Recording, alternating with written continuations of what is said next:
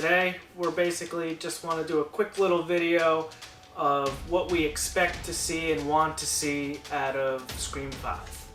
Yep, so we're just going to recap, little notes and everything about what we have seen so far and what we hope to see in Scream 5. We have no spoilers. We're seeing the movie tomorrow night. We're going to have a new video for you on Monday about what we thought about Scream 5. But for now, we're going to talk about Scream 1 through 4.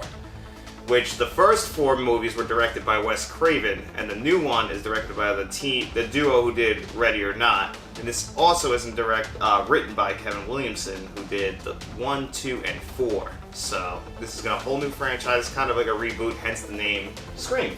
Right, yes. Which is, if anyone knows the Scream franchise, it's very meta. So what have horror movies been doing over the last couple of years? When they want to A lot of meta. Yeah, and a lot of when they reboot the franchise. Now you say horror.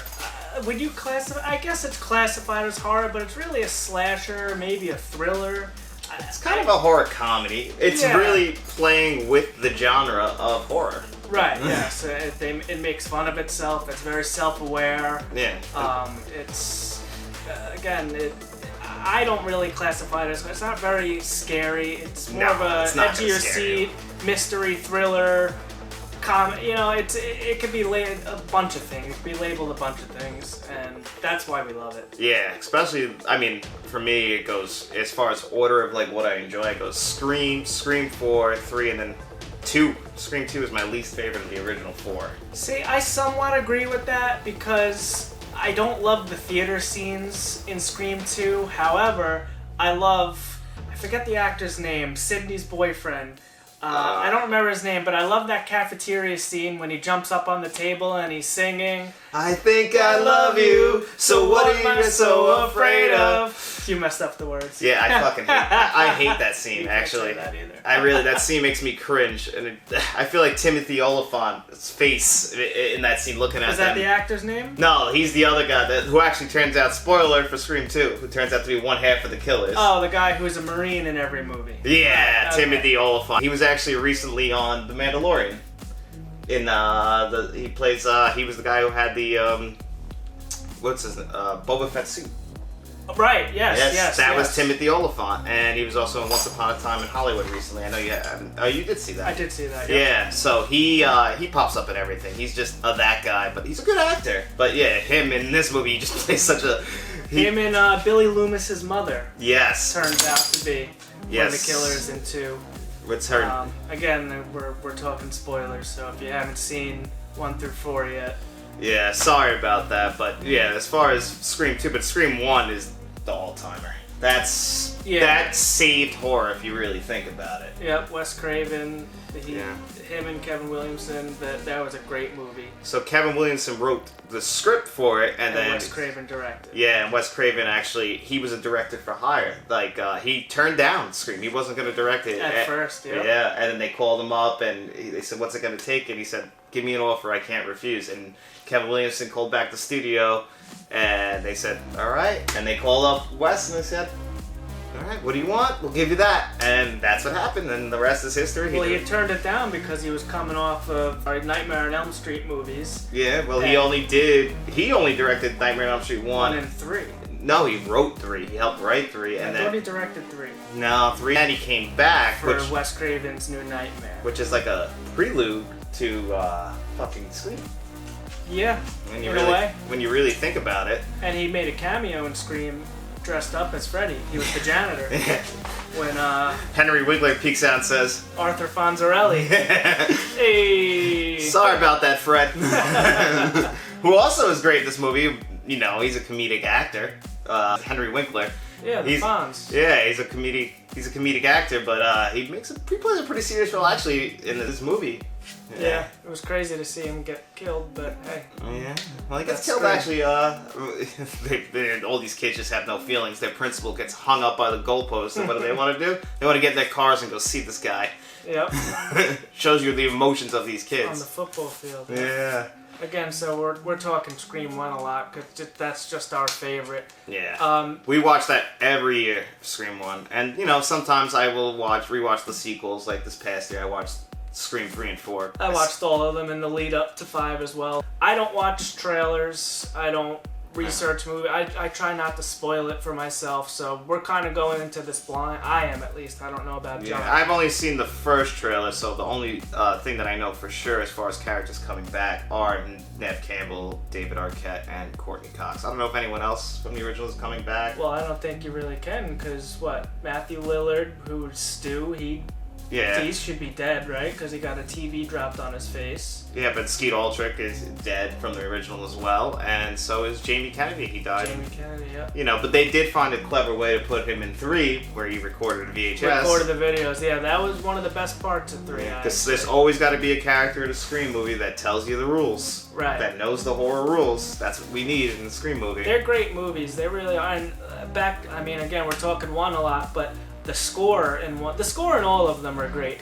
But 1 in particular, I love what they did with the score in 1, when the scene when they're at Stu's party and they're talking the rules and they have Halloween on in the background, and they use the score from John Carpenter's Halloween as part of the score in Scream, and I just thought that was so cool the way they did that. That was amazing. To use John Carpenter's score, which is probably the most iconic horror score, and use it in your movie. You can't get more meta than that, and it's just unbelievable. And you know, all the actors in the first movie, Matthew Lillard, and it's a stacked cast. Yeah, and they all really lived up to what a lot of these guys didn't even think this movie was gonna work. Like, they didn't buy in until, because before the movie was even called Scream, it was called Scary Movie. Yep. Hence why we have the Scary Movie franchise. The parodies. Yeah.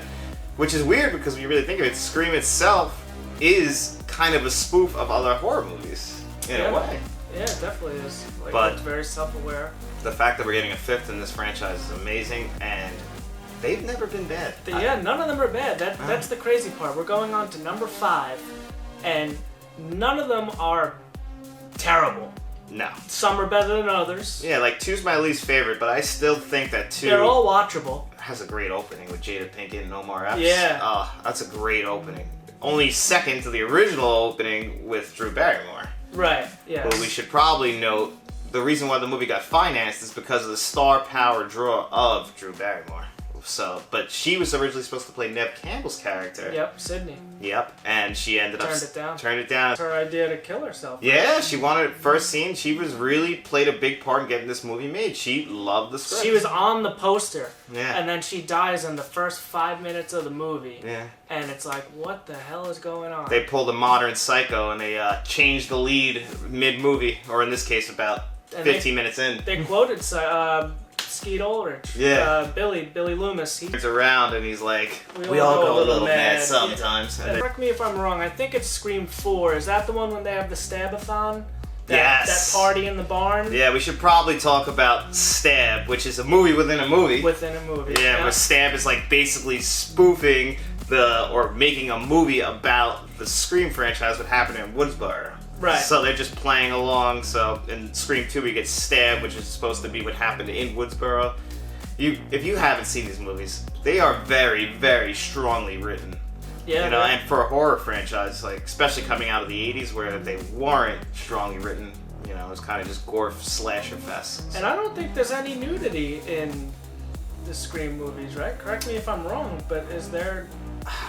Sex isn't the center of it, but But all horror movies usually have nudity, and especially coming off the 80s. Off the top of my head, I remember the little on top of the clothes thing, a little PG-13 relationship, but I don't remember any nudity in any of these movies. Now that I think about it, am I wrong? I can't recall it. Definitely not nudity that sticks out in my head. All right, now to just change subjects real quick. Back to the Stab-a-thon. What were they up to in Scream 4? Stab 6 or something? It was Scream Stab 7. Yeah, they got really high, which was another great intro. Is in Stab in Scream 4 when they were watching Stab and they make us think these are going to be our leads, but it turns out they're just watching Stab. And they keep dying. Yeah. There's 3 or 4 different sets of girls. Yeah, they kept going. It was Kristen Bell, right? That was that's the one who was in You're Getting Sarah Marshall. Yeah, or The Good Place and stuff like that. Yeah, they really have just nailed these movies. And which leads us into,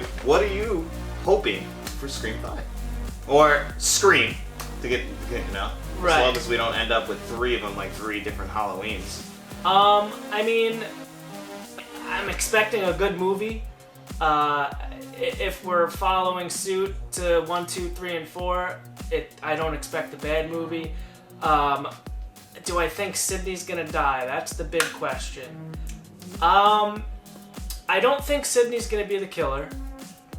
However, she might die. I mean, You can quote me on this right now. If they make Dewey the killer, I am gonna be very upset. No way. I really don't want. I don't think it's gonna be any of the main cast. I really hope it's none of the original 3, because I'm gonna be really upset if they went that route. Now, Scream has never gone a route that I think they're gonna go, so I'm hoping that they don't. I get that this is supposed to be a reboot for the franchise, so obviously we have to set up some characters to lead the franchise going forward. Clean house. Yeah, so I'm sure that at least one of the 3 are gonna die.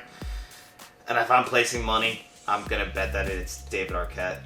But yeah, maybe even Gale Weathers, Courtney Cox. yeah, Who knows? we have to get that, but you never know. This is all speculation, so I mean, you guys might have already seen this. Please don't put spoilers in the comments of the video. We don't want to know. Yeah, don't ruin it for everybody. Yeah, so Give it a week. yeah, so anyway, just to wrap it up, we're really excited. Are you really excited? Hope you enjoyed Scream 5. I hope you get to enjoy Scream 5. Also, I'd like to add, we want to hear from you guys in the comments. What's your favorite horror movie? I was gonna say, what's your favorite Scream movie? What's your favorite scary movie? Yeah, to quote the movie. But again, yeah, we'll be in the comments with you guys. We want to talk anything scary movies. Yeah. So on this channel, we do both movies and games. Those are our 2 highlights. So, right now we're talking movies, but we're always down to talk games. So if you have any recommendations of certain things that you want us to review game-wise, movie-wise, we're open to doing it all. We're here for you. This is our passion, but we want to share this passion with you.